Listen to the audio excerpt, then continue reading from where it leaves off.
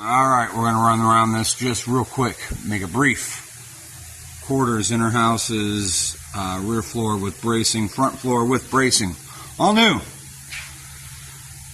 I got inner sections for the toe board. I got outer sections for the A-pillars. Those were the worst. There's some rot around the windshield frame and the dash section.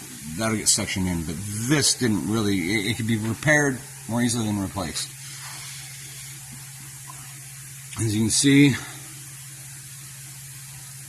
trimmed all that back.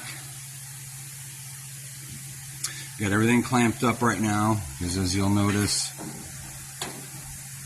But when I cut this thing apart, when we were looking at this floor and do we repair it or replace this front floor section, this thing moved that bad all by itself at that point because it was so rotted at that junction. So that's that.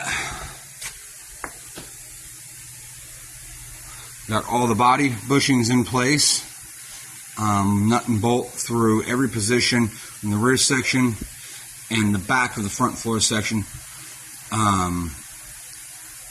Got everything in place in the front of the floor section, but I wanted that movable so I could stuff the